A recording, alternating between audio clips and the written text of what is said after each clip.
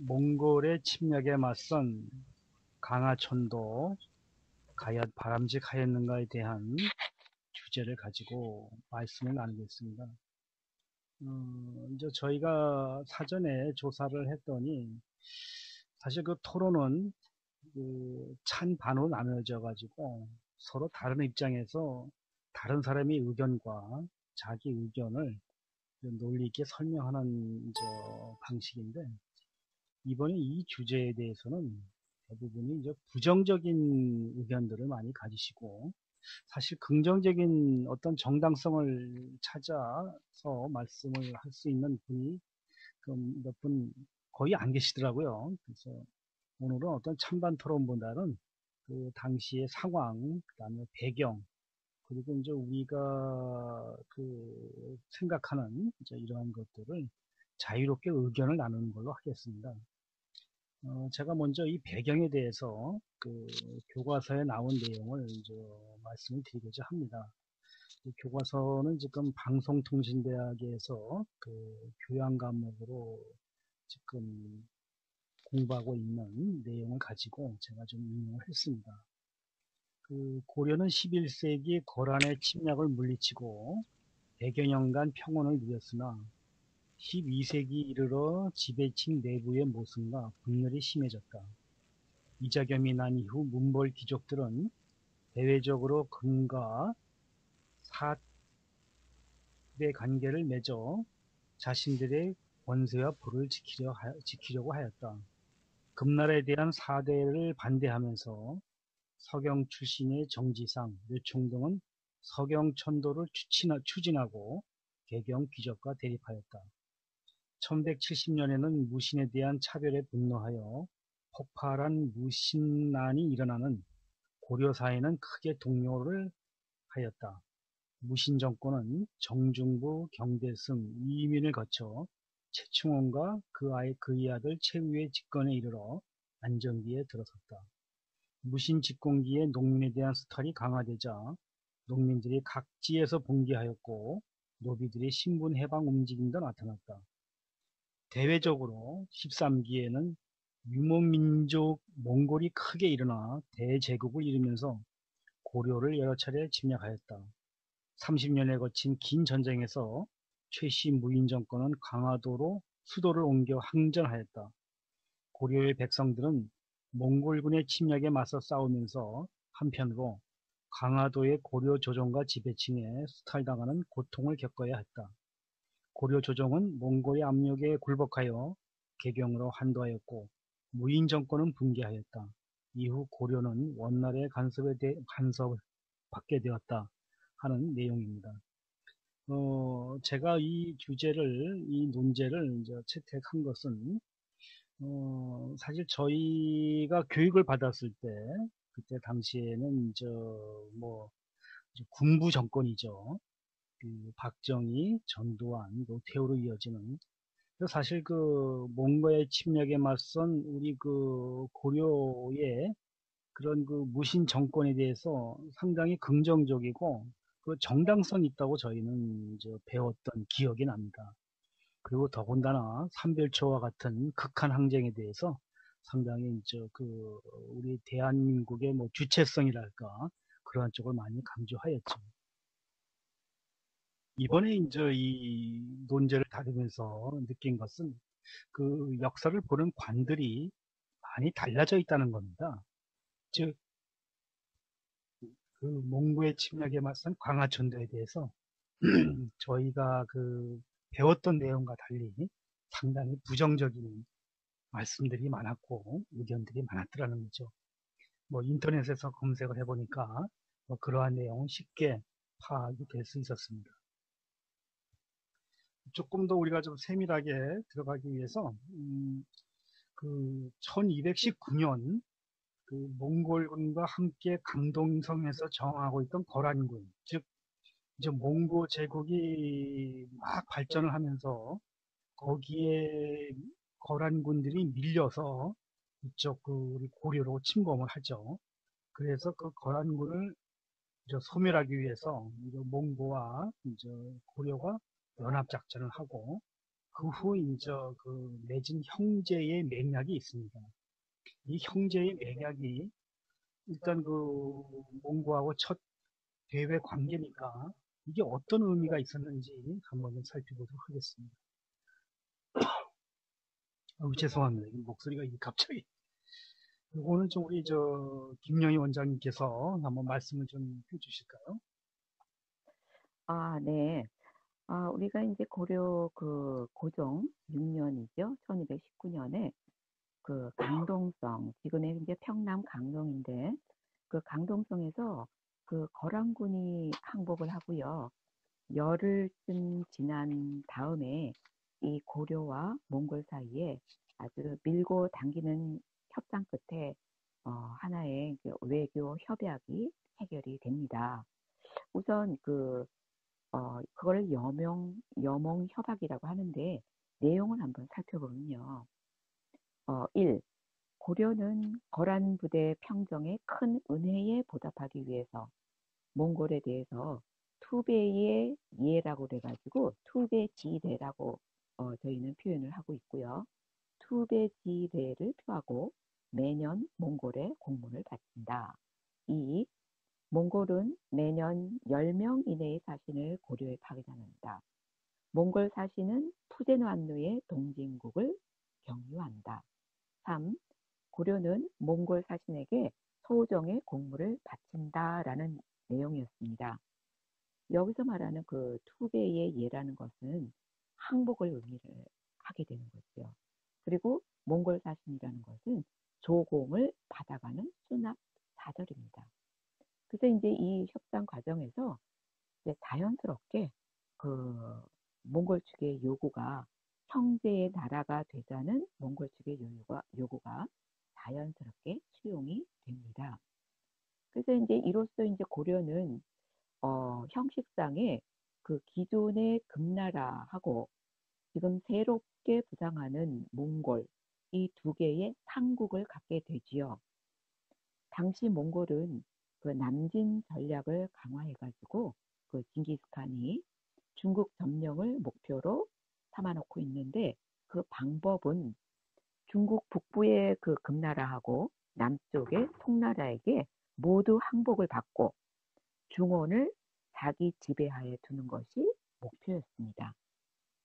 그래서 그 전략을 택하는데 징기스칸은 어떤 전략을 택하느냐 하면 그 중원을 치면서 원교 근공이라고 해요. 그래서 그 중간의 적을 협공하는 즉, 이 정략은 그 멀리 있는 고려에 접근해서 그 중간에 있는 거란의 대요수국을 치고 그다음에 송나라에 접근해서 여진족의 금나라를 친다는 그런 전략을 세워놓고 있습니다. 그래서 이제 이런 공격의 그 방향을 정한 이제 몽골은 그 당시에 우리 고려가 그 금나라하고 송나라 두 나라에 다 같이 우호 관계를 유지를 하고 있었죠. 그래서 그 고려를 배후에서 그 몽골을 방해할 수 없도록 해놓을 필요가 있었기 때문에 그 고려를 어, 자기네 그 통제하에 두려고 동진을 이끌고 거란을 친다는 명분으로 고려에 들어와서 우호 관계를 맺어 놓는 것입니다. 이것이 바로 이제 그 몽골에서 말하는 조공 체제의 확보였는데 저는 이런 생각을 해봅니다. 만약에 고려가 그때 그 중국의 그 패권 전략의 그 구조를 정확하게 판단을 해서 그에 맞는 외교에 들어갔었으면 앞으로 일어날 본격적인 몽골의 침략은 없지 않았을까. 네, 그렇군요. 그럼 그때 초창기만 해도 저 몽고하고의 관계는 그렇게 먼저 나빴던 것 같지는 않은데, 왜 강화도로 이제 수도를 이제 옮기는 이제 그런 일이 벌어졌는지, 이것도 한번 좀 우리가 좀 자세하게 좀 짚어봐야 되겠네요. 저 김성숙 선생님, 네. 네, 뭐 요건에 대해서 좀 뭐 저번에 그 자료 좀 준비하신 거 좀 있으시면은 네. 집권자 당시 최후 이제 강화도 네. 천도는 이제 과연 바람직했는지 오늘 이제 토론의 네. 이제 주제거든요. 정리되신 거 좀 있으시면 소개 좀 부탁드립니다. 네. 고려가 이제 무신 정권 한 100년간 이제 지속이 됐는데요. 이 시기 때 아까 말씀하신 대로 이제 몽골의 침입이 조금 자주 있었습니다. 그러다 보니까 이제 최씨 정권은 강화도를 천도해서 몽골에 항전할 것을 이제 주장을 하게 됩니다. 근데 그 과정에서 당연히 반대하는 세력들이 있었고요. 그 반대하는 세력이 굉장히 많았었는데 최후는 그 천도를 이제 세력들을 제거하고 그 강행을 하게 됩니다. 많은 곳 중에 강화도로 선택을 한 곳은 그 강화도 자체가 이제 밀물과 썰물에 이제 큰 타가 있다 보니까 그 수전에 약한 몽골에게는 침범하기 어려운 지역이었고 또 이 강화도가 개경과 가까워서 배를 이용해서 그 조세를 운송하기에 굉장히 쉬웠습니다. 그리고 또한 들판이 넓다 보니까 농사를 지어서 자급자족하기에도 굉장히 좋은 곳이었습니다. 그래서 이 채실가와 이제 그런 그 위에 이제 그 왕족이나 귀족들이 천도를 하고 나서 그 고려에는 이제 백성들만 남게 됐는데 이 백성들이 전쟁에 시달려서 고통스러워하는 동안에 이 찌씨 일가와 이 귀족과 왕족들은 거기서 저택과 사원을 짓고 뭐 팔관에 연등에 이렇게 해서 화려하고 사치스러운 생활을 계속하게 됩니다. 이 전쟁 중에도 이런 사치스러운 생활을 하다 보니까 당연히 이제 세금을 더 많이 걷어들이게 되고 그러다 보니까 이제 백성들의 원망을 이제 점점 사게 되었고요. 그리고 이 그 항쟁이 굉장히 길었습니다. 그 몽골 항쟁이 70년 정도 됐는데요. 강화도에서 70년을 장기 항쟁을 하다 보니까 이 백성들은 이제 결국에 나중에는 이제 몽골 병사들에 의해서 이제 사륙당하고 포로로 인한 어떤 인명적인 손실뿐만 아니라 많은 재화를 또 몽골 군들이 약탈해가고 특히 말과 이 소들의 소 등의 이제 가축들을 그 상실한 이제 농민들은 더 큰 어려움에 이제 처하게 됩니다. 그래서 이거는 이제 몽골군이 이제 고려뿐만 아니라 전국을 유린당했을 뿐만 아니라 신라 시대 국보급 문화재까지 이제 손실이 이제 되는 그런 일까지 발생하게 됩니다. 그 최후가 지금 이제 이런 상황을 보면 많은 반대 세력들을 제거하면서까지 천도를 강행하게 된 이유는 일단 아까 말씀하신 대로 그 몽골들과 어떤 외교적인 그런 이제 그 적극적인 외교 활동을 통해서 몽골의 침입을 조금 방어할 수도 있었는데 그런 거를 하지 못했고요. 그리고 또 몽골의 이제 대항해서 어떤 책략이나 지략으로 이제 적극적인 대비책을 마련했었어야 되는데 그런 방어책을 세울 수 없었고 또한 그렇게 하고 싶은 이제 적극적인 그런 의도가 없었던 것으로 보입니다. 물론 몽골병의 이제 전력이 굉장히 우세하긴 하였지만 그래도 이런 대처에 대한 그런 것을 이제 소극적으로 한 것 같고요. 그리고 이제 결국에 그 강화도로 옮긴 것은 자신 최후의 어떤 권력과 그런 그 정권을 유지하기 위해서 이제 나라와 백성을 지키기보다는 이제 고위 이제 무신들의 어떤 권력 유지와 사리 사욕을 위해서 강화도 천도를 강행한 것으로 네, 보입니다. 네, 예, 이상입니다. 그래요. 근데 참 안타까운 게 당시 이제 몽고가 이제 징기스칸이 죽고 이제 뭐 2대, 3대째 좀 혼란스러운 틈이 있었지만은 어떻든 간에 대제국이었거든요. 지금으로 말하면 미국, 이상의 강대국 중에 강대국이었을 텐데 그 당시에 고려 조정에서 그걸 모를 이유도 없고 그리고 뭐 외교적으로 뭐 그들의 요구가 그렇게 좀 심했다 하더라도 참 안타까운 게 외교적으로 왜 이 문제를 풀지 못하고 왜 이렇게 저항으로 갔는지 그리고 실제 그 뭐 국력이라든가 뭐 군사 뭐 이런 문제가 아주 상당히 우리 쪽에서는 그 열약했더라고요. 상대도 안 되는데 그 어떻게 저 집권자들이 그 책임도 없이 그렇게 모든 그 백성들을 정말 그 유린을 당할수록 할 수 있는지 정말 안타까운 일이라고 하겠습니다. 저는 이번에 이제 그 사실을 알았습니다만은 제가 자랐을 때는 제가 학교에서 공부할 때는 이게 그 고려의 그 우리 자주성이라는 걸 가지고 상당히 주장을 했었거든요. 그래서 뭐 황제의 나라였고 그 대제국 몽골에도 굴하지 않는 우리 그 고려인들의 그 정신, 혼, 뭐 이것을 많이 강조를 했었는데 또 한편으로 이제 뭐 시대의 상황에 따라서 이제 뭐 역사관이 좀 달리도 할 수 있겠지만은 너무나 많은 그때 당시에 고려민들이 정말 그 어려움이 어떤 어려움이 있었는지 상상해 보면은 참 기가 막힌 일이라고 보여집니다. 특히 몽골은 뭐 항복하는 저 그 나라에게 대해서는 상당히 그 뭐 주체권도 인정해주고 여러 가지 편의도 봐줬고 항복을 하지 않는 곳은 아주 뭐 그 성 안에 사는 짐승 하나도 살려두지 않는 그런 잔혹성이 있었다 그러더라고요. 그러니 뭐 그 고려 당시 그때 고려 보면은 조그마한 자기들 보기엔 성 안에 뭐 정말 작은 집단에 불과했을 텐데 얼마나 많은 사람들이 죽었고 사륙당했고 그리고 뭐 식량이고 굶주렸을지를 생각하면은 참 끔찍한 일 중에 끔찍한 일이죠. 아까 우리 김성선 선생님이 말씀하신 저 내용 중에 이제 강화도로 이 천도를 하는데 이 이제 밀물과 썰물의 차 뭐 이 예에 굳이 또 강화도로 간 뭐 다른 이유가 또 좀 있을까요? 김 선생님?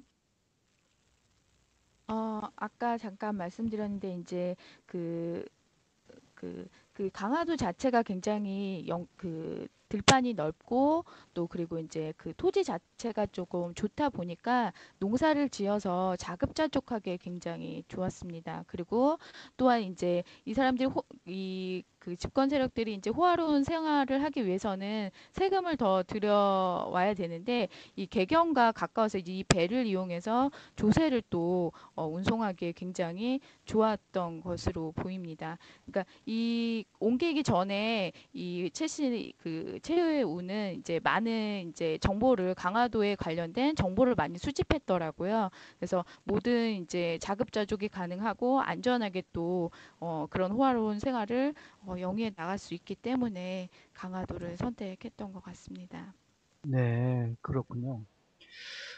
우리 이제 오늘 방청하고 계시는 저 이은정 선생님이 계십니다. 우리 또 이은정 선생님, 뭐 오늘 청중으로 참석을 하셨지만은 이 강화천도 우리 또 이은정 선생님은 어떤 의견을 가지고 계시는지 한번 잠깐 좀 여쭤보겠습니다.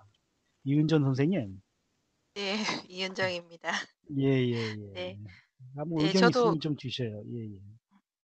저도 주제를 듣고 자료도 좀 찾아보고 읽어보기도 했는데, 예, 원장님 말씀하셨듯이 부정적인 측면이 많이 있더라고요. 그래서 최후가 강화도로 옮겨가서, 이제 그러니까 강화도로 옮겨간 이유 자체가, 그러니까 옮겨가는 일부터 이제 뭐, 백대의 수레에다가 자기의 재산을 싣고 갔다는 것부터 시작을 하고, 그 다음에 강화도에 가서도 자신의 이제 막강한 사병들을 그 몽고하고 싸우는 전선에 동원하지 않고 자기 정권을 유지하는 데만 뭐 사용하기도 하고 그다음에 사치 생활을 이렇게 했다라는 것들을 통해서 볼 때 예, 강화도 천도가 굳이 했어야만 하는가라는 생각을 저도 좀 했었습니다. 네. 네.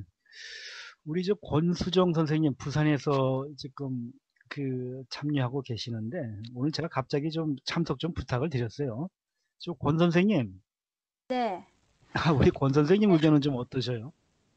아, 강화도 천도 촌도는 저 몽골인들이 원래 어렸을 때부터 걔네들은 보면은 말과 함께 생활하고 그랬잖아요. 그러니까는 거의 뭐 육지에서 뭐 날고 기는 뭐 그런 뭐 그 인류라 해도 뭐 과언이 아닐 정도로 육지랑은 굉장히 뭐 너무 좋은데 강화도 같은 경우는 우리 이제 섬이니까 이제 몽골인이 너무 수영을 못하니까 이제 육지에서 사오는 것보다는 강화도 섬나라로 가서 자기들끼리 이제 뭐 백성들은 뭐 죽거나 말거나 자기들 뭐 기득권만 유지하면 되니까 이제 그쪽 이제 못 넘을 거라 생각을 하고 그쪽 강화도는 항상 보면은 우리 나라가 보면 꼭 외적이 침입하면 꼭 강화도로 이렇게 천도를 했던 것 같아요. 그 왕도 우리 조선시대 때도 외란도 있었고 했을 때도 강화도로 이제 갔는데 그 피난하기는 너무나 유리한 조건은 너무나 많이 갖추고 있어서 그쪽으로 간 것 같습니다.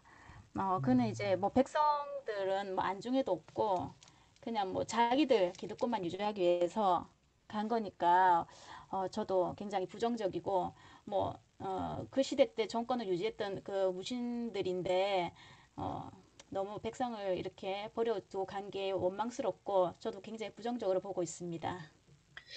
근데 이제 그때 당시에 이 그 고려 시대를 들춰보면은 이 고려 시대는 귀족의 나라라고 이제 그러더라고요. 사실 이 백성은 그 어떤 우리가 보는 거 인권이라는 건 아예 없었던 시기가 아닌가. 오직 그 귀족들만이 이제 그 대우받고 그 이제 인권이 나름대로 그들끼리만 향유하는 뭐 그런 걸로 보여요.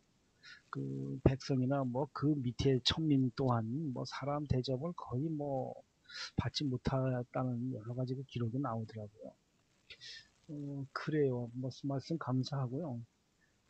이제 또 그 자료를 보니까 이제 아까 그 김성수 선생님 잠깐 말씀해 주신 것 같은데 그 30년 동안 그 이제 10여 차례 이게 뭐 어떤 그 교과서는 뭐 8차례 뭐 또 전문 교육 공개 침략은 뭐 9차례라는 것도 있고 뭐 16차례라는 말도 있는데 어떤 30년 동안 그 10여 차례에 걸쳐 그 몽골군이 들어온 게 이제 뭐 수천 명 혹은 많아야 1만 명에서 2만 명 사이였답니다. 그렇게 뭐 대병력이 쳐들어온 건 아니거든요. 근데 고려는 왜 이들을 감당하지 못하고 그 도망가기에 바빴으며 이 전국이 그냥 이게 폐허가 되도록 방치를 했을까? 아무리 자기들만의 그 보신을 위해서 그랬다 하더라도 실제 대항할 수 있는 뭐 침략군이 그렇게 많은 게 아니었는데 그거를 한번 싸움다운 싸움도 안 하고 그렇게 그냥 강화도에만 숨어 있었는지 뭐 이런 걸 한번 조금 좀 우리 김영희 선생님 원장님한테 좀 한번 좀 보고 싶네요. 또 그 천도 당시에 그 우리가 어, 과연 정규군은 얼마나 있었는지 그걸 한번 살펴보게 되면요. 그때 천도 당시의 개경 인구는 10만 호 정도였습니다. 그러니까 인구로 말하면 한 50만 명 정도가 되지요. 그러니까 수도인 개경의 인구가 50만 명이면 전국의 인구를 한번 살펴보면 신라계가 약 400만 명, 또 백제계가 약 350만 명, 고구려계가 약 100만 명 해서 계산상으로는 한 700에서 800만 명 정도, 실제로는 한 600, 700만 명 정도였답니다. 그러면 이제 이 당시에 그 인구로 보아서 우리가 이제 병력의 수를 추측을 할 수가 있는데 최소 한 20에서 30만 명 정도는 병력을 보유하고 있어야 정상이라고 보는 거죠.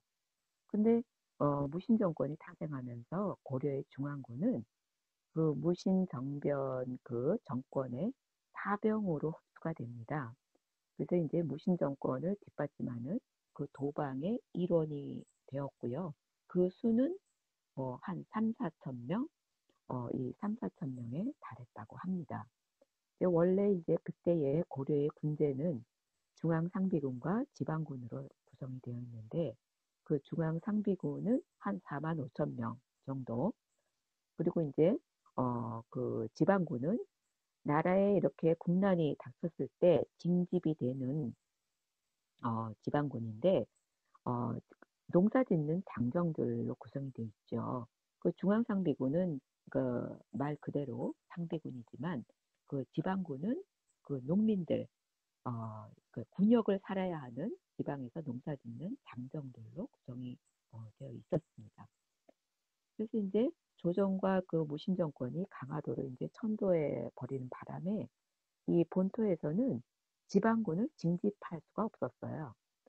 그리고 기껏 징집해 보아야 한 사람도 몰 상황도 아니었고, 저 조정을 그 신임하는 그런 백성들은 아무도 없었기 때문에 그 중앙상비군이 그 무신 정권의 경군으로 흡수되는 바람에 또한 이 몽골의 침공 그 기간 동안에는 정규군이라고 부를 만한 그 군사 조직이 이 몽골 그 침공기 초에 발족한 그 야별초 이외에는 없었습니다.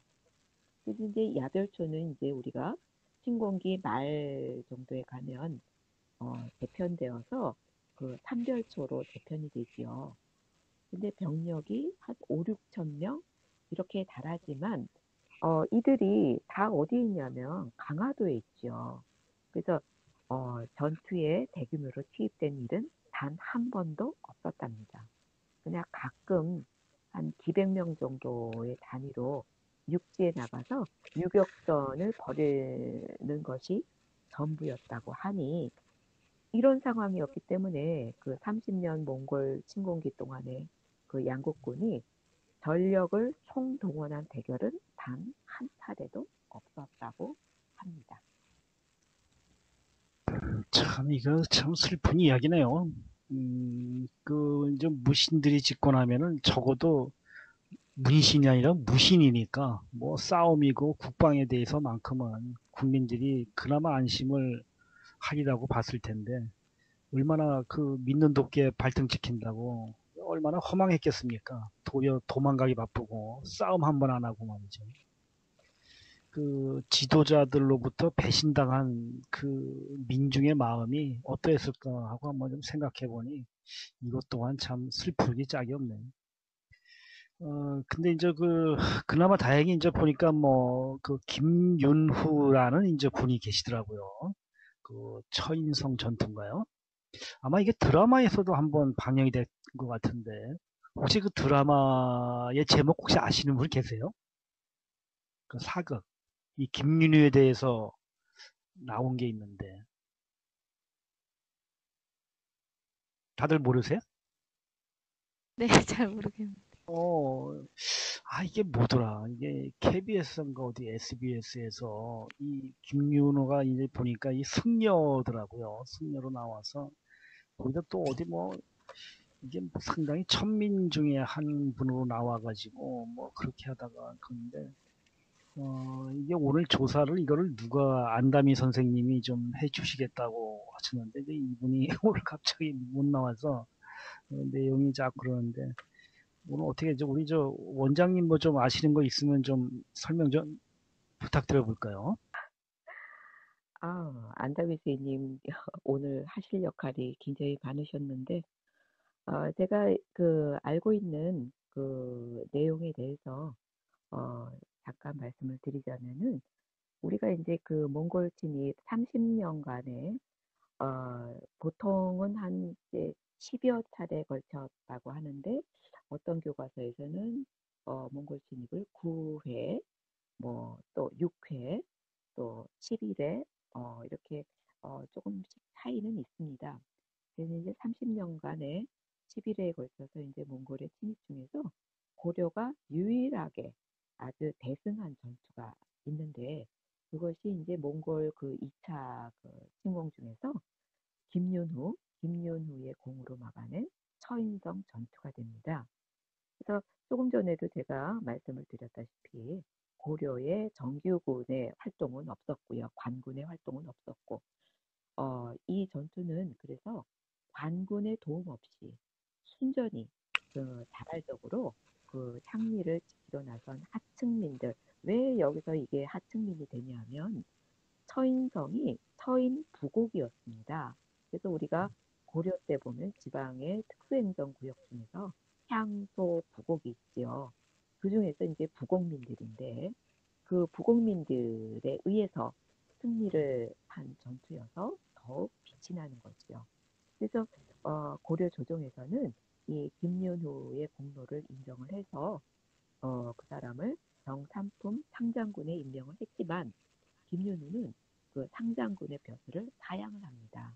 그리고 상장군보다 훨씬 낮은 계급 첨랑장이라고 있는데 거기에 서임되면서부터 그때부터 승복을 벗어버리고 본격적으로 무인의 길로 들어서게 되죠. 그래서 이제 몽골의 그 5차 침공 때 충주성 전투에서 굉장히 혁혁한 공을 세우게 됩니다. 조정에서 또다시 이제 김윤후한테 상장군의 직책을 다시 내리게 되는데 그때 김윤후는 벼슬을 사양하면서 뭐라고 얘기를 하냐면 당시 적과 싸울 때 자신은 활과 화살을 가지고 있지 않았다라고 하면서 벼슬을 사양을 하게 됩니다. 그때 이제 살리타가 그 유시, 그러니까 흘러가는 화살에 맞아서 전사했던 것입니다. 그래서 여기서 보면은 김윤후의 이 그 활동, 우리가 잊혀져가는 그 김윤후의 그런 굉장히 애국심, 그거를 지금까지 이거를 잘 간직을 하고 있어야 되는데 우리는 그 역사 속에서 거의 잊혀져가는 영웅으로 기억을 하고 있죠. 그건 왜 그러냐면 그 김윤후가 그 고려 그 몽골에게 고려가 이제 그 몽골에게 나중에 강화를 하고 항복을 하지요. 그러면 김윤후는 몸을 숨기고 낙향을 했어야지만 했습니다. 그리고 조선조에 들어와서 그 고려의 그런 그 역사관을 쓸 때 조선에서는 그 김윤후의 신분이 천민에 해당하는 승려였기 때문에 그 이렇게 굉장히 폄하하는 그런 역사관을 가지고 있습니다. 그래서 우리는 이 몽골의 그 항쟁 중에서 활약했던 그 영웅인 김윤후가 이렇게 해서 우리의 역사 속에서 잊혀지고 말았다는 그런 안타까운 그런 이야기를 지금 드렸습니다. 네. 김윤후 이분에 대한 좀 사료라든가 조사가 더 활발히 좀 이루어져야 되겠네요. 저희가 이제 교육받을 때는 오로지 삼별초에 대한 안에 삼별초의 저항에 대해서만 아주 중요하고 집중적으로 배웠고, 김민호는 좀 나중에 제가 이제 그 성이 되어서 어떤 책을 읽다가 이런 분도 계셨구나 하는 이제 영웅을 발견하게 됩니다. 요 근래 이제 어떤 그 드라마에서 이제 이분에 대한 그 내용이 방영이 되면서 이제 많은 분들이 이제 관심을 가진 것 같아요. 사실 우리 주변에 그리고 우리 역사 속에서 잊혀진 영웅이 어디 우리 김윤호 장군뿐만이겠습니까? 많은 분들이 있겠죠. 그분들이 다 이제 우리들에게 다시 한번 또 조명이 되길 바라고요. 어떻든 간에 그 몽고 이제 원나라, 결국은 이 원나라로 인해서 그 실크로드가 개척이 되면서 이제 동양과 서양이 이제 문물이 이어지고 이제 세계화되는 이제 초기에 그 이제 역할이 또 긍정적인 역할이 있다고 그러더라고요. 전에 그 뭐 어디 그 TV에 보니까 이제 하여튼 원나라의 이 간섭을 통해서 뭐 책에 비우면 뭐 한 80년에서 100년 정도 된다 그러는데 그 고려에 이제 그 어떤 영향이 있었는지 뭐 문화라든가 뭐 이런 것 좀 한번 우리 생각나는 대로 한번 말씀들을 나눠볼까요? 우리가 그 원나라에서 혹시 이제 이런 그 간섭을 통해서 거의 80년에서 100년 사이면은 일제 식민지 시대보다도 더 상당히 긴 기간인데 뭐 아직까지 그러한 뭐 좀 남아있는 풍습이나 뭐 이런 것이 좀 생각나시는 거 있으면은 뭐 자유롭게 우리 선생님 한 말씀 좀 해보시죠. 뭐 아시는 거 있으세요? 네, 저는 한 가지 조사하다 알게 됐는데요. 그 이제 고려 백성들이 이제 몽골의 영향으로 인해서 이제 머리를 닦고 끝에 이렇게 댕기를 매기 시작했다고 하더라고요. 그래서 처녀는 음, 붉은색 댕기를 매고 총각은 검정색 댕기를 매기 시작한 게 그 몽골의 영향으로 인해서 이렇게 시작이 되었다고 나오더라고요. 그렇군요. 저도 오늘 이거 처음 알았네요. 뭐 음식이나 뭐 이런 건 또 없었을까요? 뭐 다른 선생님 혹시 아시는 거 없으신가요?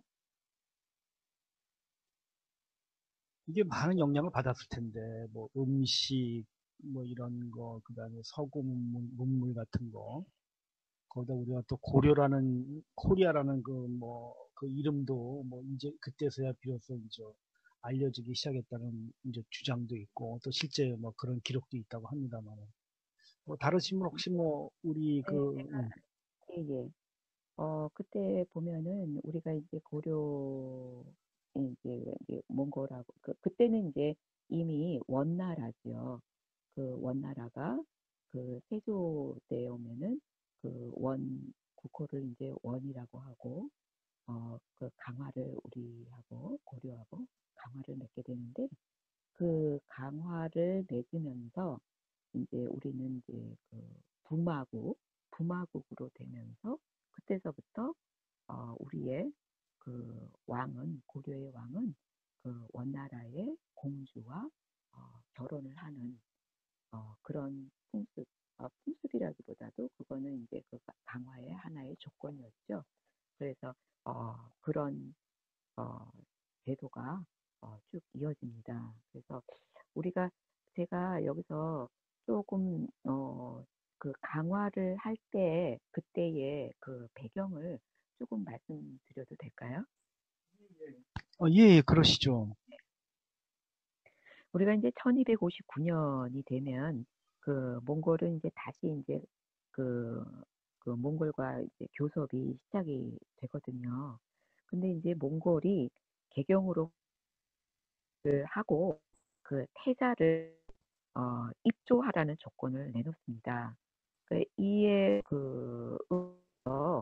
그때 태자가 누구였냐면 원종이었거든요. 원종, 고종의 아들인 그 원종이었는데 그 원종이 인질로 몽골로 가는 도중에 이 강화에서는 고종이 죽습니다.